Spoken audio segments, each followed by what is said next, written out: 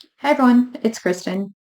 So I finally got this. Well, actually, it's almost on time.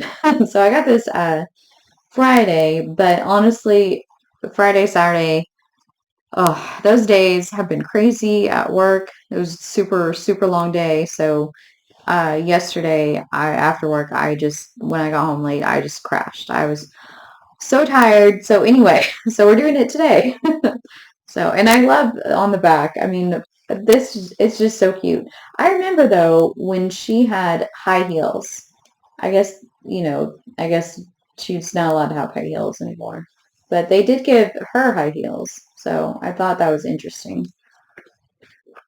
So we open on them introducing a new character, Henrietta. The only Henrietta I vaguely remember is from Mr. Rogers' Neighborhood. I think that was the name of one of the puppets. I can't remember. I mean, it's been, a long time. And reruns of that when I was little. But yeah, that's the only Henrietta I remember. So she is basically living in Chicago. She says she's lived here most of her life. You can see this is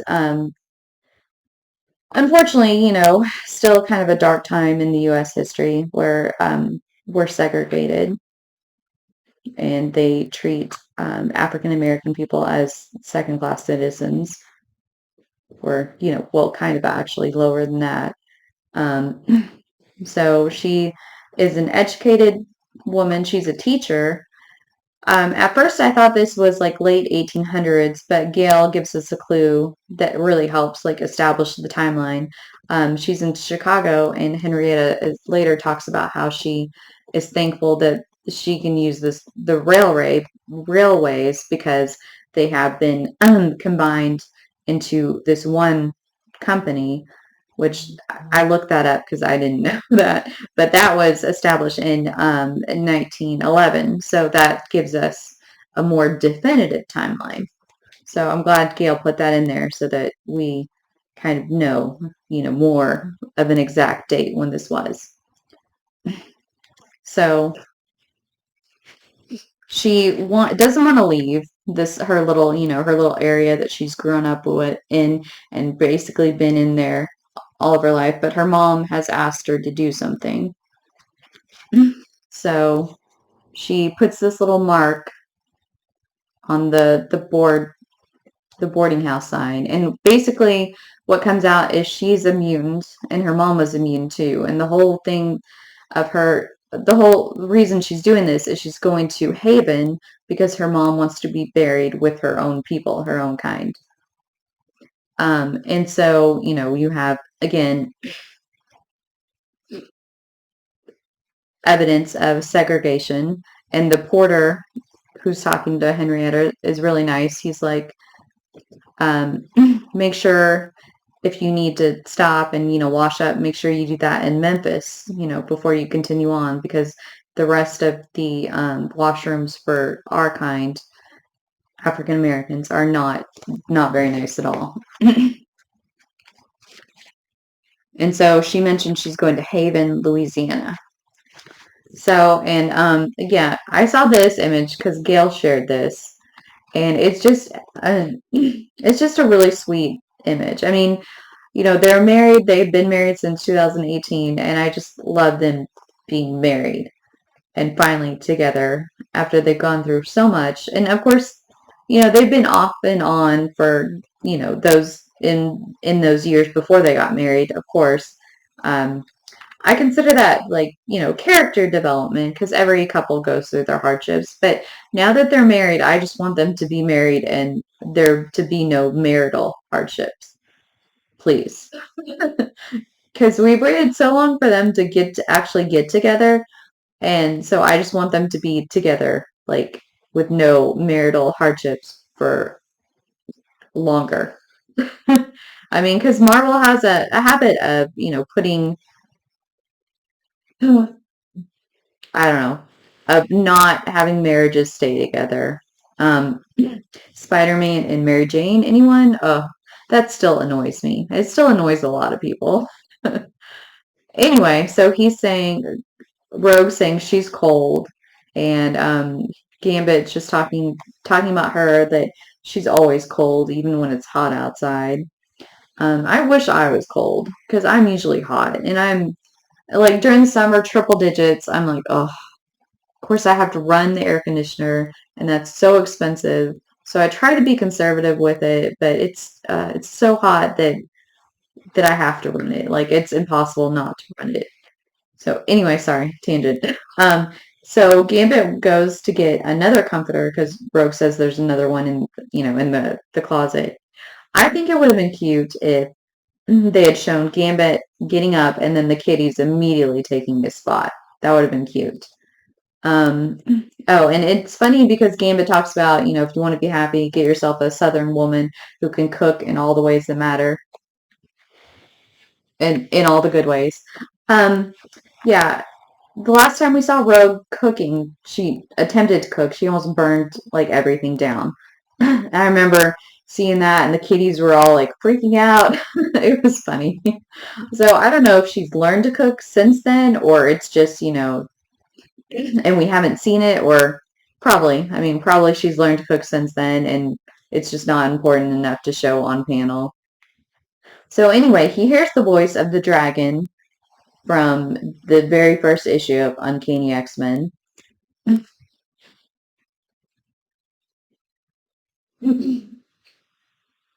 And basically, the dragon, he talks about how it was there a razor bill here recently, meaning Storm 3, when she came to visit the team, when she was there visiting Brother Voodoo there in Louisiana.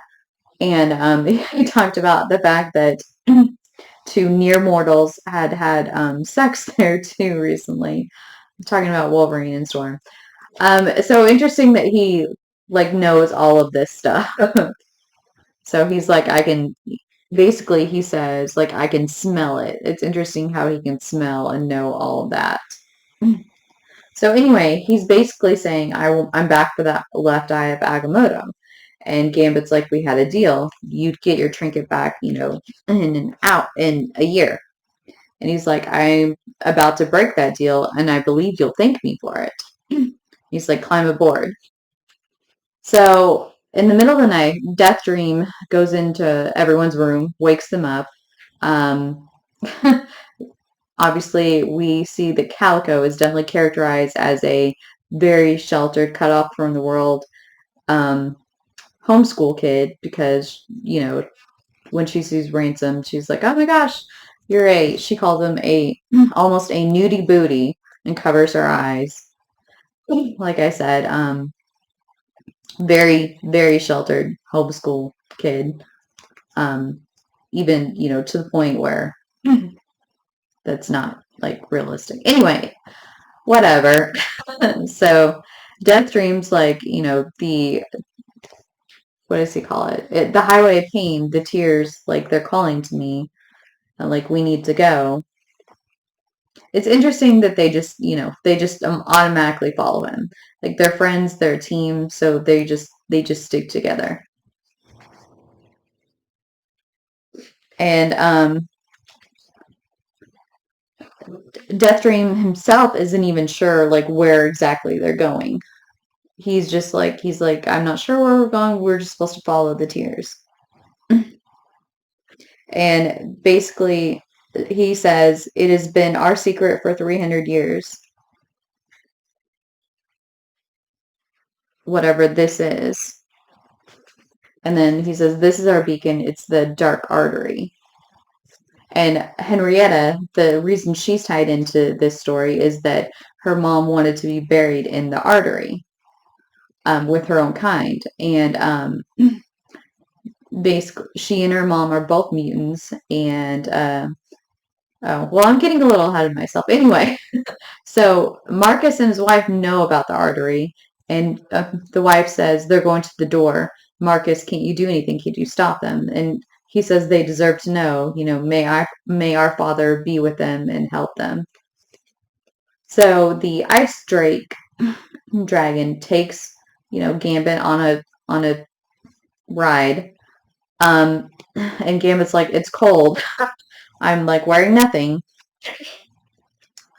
And so basically, I'm not sure why he had to take him like on a ride somewhere.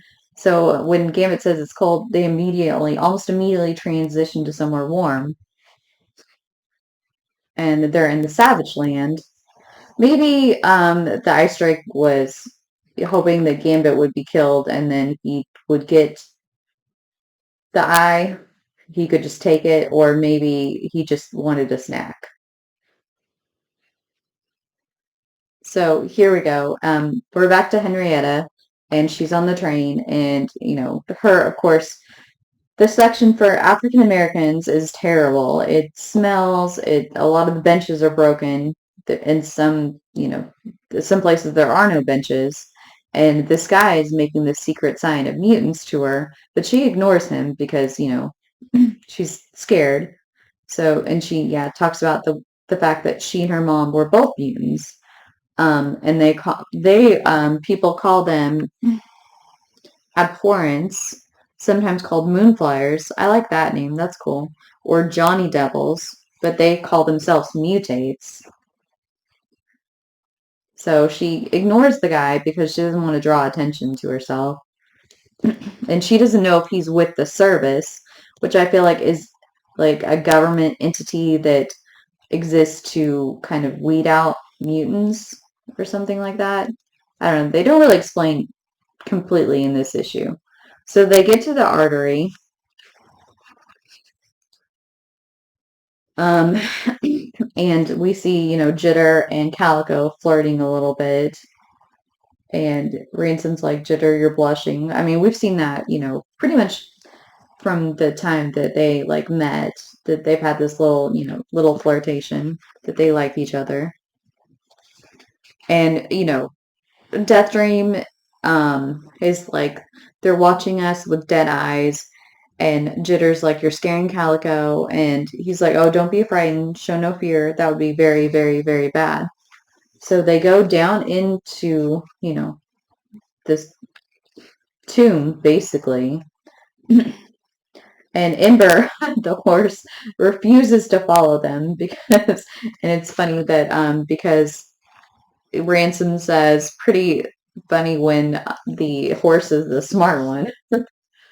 So Jitter translates this language. She says, trans uses her powers to be a linguistic scholar, and it says, bring us your own to rest forever. So yeah, it's a tomb. Ransom has picked up this book. It's the diary it's Henrietta's diary from what it says on the front. So they're in the Savage Land. Like I said, it seems random for them to be in the Savage Land. Maybe they're just kind of capitalizing on the fact that Rogue has their Savage Land miniseries, which I haven't been able to find. I guess I'll probably just get the trade paperback when it comes out because, I mean, yeah. Well, plus for various reasons, I'm kind of scared to read it. I don't want them to change too many things. So I'm having my friend read it for me, and then when it's all good, when I know that what I think happens or what I hope doesn't happen, when I know that doesn't happen, then I'll read it. So yeah. So I'm having my friend read it for me so that she can tell me, okay, it's okay, it's all good. So I feel like there's 2 issues left. So yeah. So that's why I haven't been reviewing that because I'm scared because I don't want them to change stuff. Basically change it and make it like X Men '97. But anyway, I won't get into that because my face will get heated and flushed. So we won't talk about that. And plus, we're getting off on a tangent. Anyway, so I feel like maybe they're in the Savage Land to kind of capitalize on the Rogue miniseries also, and the throwback mentioned in X Men '97. So, Gambit is also talking about how when he was, young, it was hard growing up because immediately it was apparent that he was a mutant because he's always had these, the red glowing eyes. And when he was born, the nurses screamed, and people and kids still at some, even now, they are scared of him and, what his eyes mean. But he says if it wasn't for that, if it wasn't for him being a mutant, he wouldn't be anyone. He wouldn't be something. And he wouldn't have met Storm and Wolverine and, of course, Rogue. So he's like, it's, the best thing that's ever happened to me, basically. And so he tries to subdue this dinosaur without hurting it and puts on this impressive display. Unfortunately, he kills it. And he tries not to because he's like, he's just looking for a meal. He's just looking to eat. He's not trying to actually hurt anyone. So the Ice Drake is like, hey, since he's dead anyway, do you mind if I? And he's like, Gambit's like, well, okay, go ahead. Anyway, so basically the Ice Drake dragon, and I know his name, but I don't know how to pronounce it, so I'm not going to try. He basically tells Gambit, the eye will make you crave flesh. It'll make you crave living flesh, like animal flesh. And then from there, it'll just keep going, basically implying that he'll want, like, to eat, like humans. He'll become a cannibal. So Gambit is he's skeptical. He's like, I'm not sure that that is true. So basically, the dragon's like, so do you want to give me back the eye so you don't, experience that? Anyway, so here we are in Louisiana, and there's this guy, and he's with the service, and he's saying, hey, this man on the train I noticed was making some sort of hex at you. Did you talk to him? And she says, well, I don't make a habit of talking to strangers, especially men on a train. And he basically says, hey, that bag looks heavy. Let me carry it for you. She's like, no, that's fine. And he dumps it all out. I feel like he's looking for something, some sign that she is a mutant. Um, Dumps it all out, and he tells his associate, was like, you don't want the book, her diary. And he's like, if I wanted to read, what does he say specifically? I want to read a heathen's words, I'll spend 2 pennies for the local paper. So she's really upset and ashamed and just mad. And she sees this symbol that says, beware, the man is watching. And so she's like, but I won't show him I'm upset or mad because, she doesn't want to be found out. But they're almost there. She's telling her mom they're almost there, to where her mom wishes to be buried. So they're still in the tomb. And Calico, she's really scared. She's like, I can't do this. I'm going back. I'm really scared. And Ransom says, it's okay if you go back. You're still going to be one of us. And she's like, a mutant? Which, I feel like she uses that term mutant for their little family. Like, it's not, she, like I said, she first discovered she was a mutant when she was with them. So I feel like that's just the term she uses for their little family, their group. And he says, yes, you're still one of us. And she's like, okay, well, then I'm staying. And Death Dream's like, we have to hurry. And we are near the Guardian. Do not fear. And Ransom's like, why do you keep saying that? And seriously, when I turned this page, I gasped. I was like, because I was not expecting that. So it's a man thing. And he says, Death Dream says the phrase, why? It is because whoever knows fear burns at the touch of man thing, at the man thing. So, oh, and look at this. This is just so cute. Oh, and I remember her having like heels before. I mean, looks like the brown M&M still has heels, but I remember the green M&M still having heels. Anyway, so yeah, man thing. I was excited to see him. I've talked about him recently on my channel because doing the stamp series because he had a stamp. Um, Yeah, so I'll just briefly talk about him. So, Dr. Ted Salas, he has a PhD in biochemistry, and he actually went with a team to the Florida Everglades to find to see if they could find ingredients that they needed to recreate Captain America's super soldier serum. And apparently he was pretty close.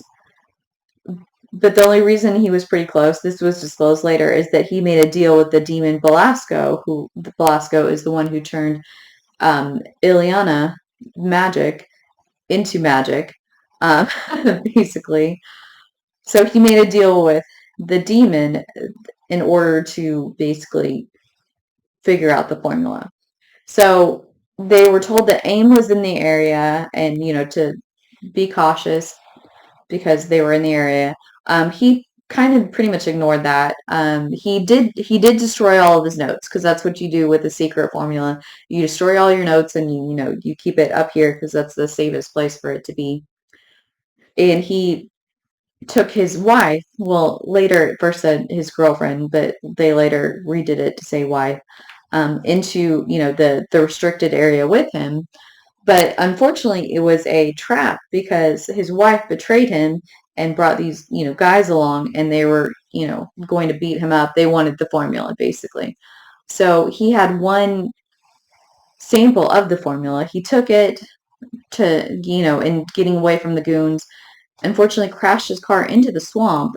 The mystical energies of the swamp and scientific, whatever in the serum like converged and made him into Man Thing, like a sentient plant creature. I mean, he can't really talk. Like he can talk like telepathically sometimes, but not like very often. Like there have been times when he has regained his human form, like I said, with all kind of creatures, like Man Wolf and Morbius and all those kind of creatures. They go back and forth to, Marvel trying to make the stories interesting. Um, so, yeah. So, I mentioned creatures because he was a member of the Legion of Monsters and the Howling Commandos. Um, so yeah, he's just a really interesting character. Like they talk about the whole burns in the presence of fear. Like when he senses fear, he actually gets stronger.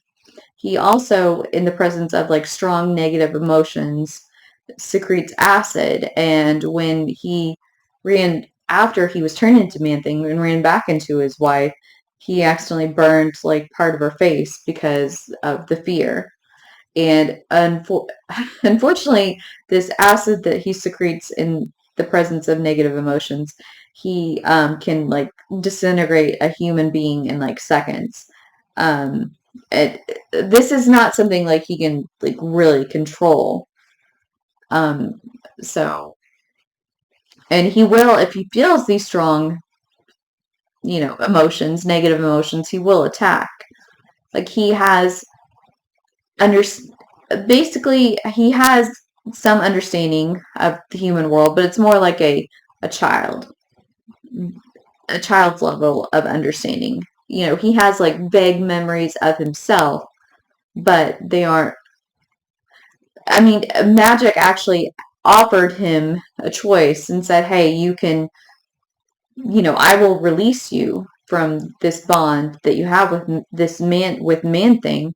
But he turned her down because he realized if he didn't wasn't still bonded with Man Thing, then Man Thing would just, be basically run wild, so to speak.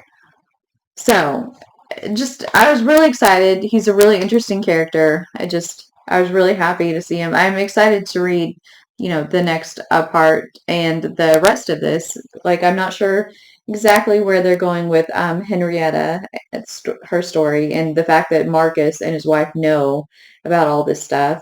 Maybe they're descendants of Henrietta's, and that's why they have Haven where they are, and that's why uh, their daughter, you know, she could be a mutant because they could have been their parents or someone's parents, whoever could have been mutants. They could.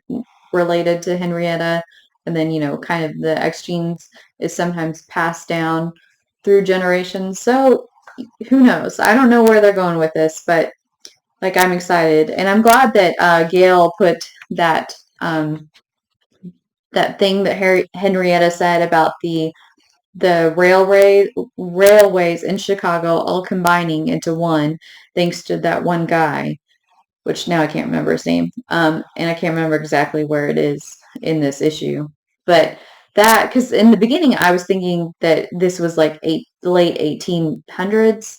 But after Gail gave us that clue that the railways in Chicago were combined into one, that told us that it was like after 1912 or 1911, because that happened in 1911. I had to look it up because I wasn't sure when that happened. But now we have a much better timeline of when this Henrietta story took place.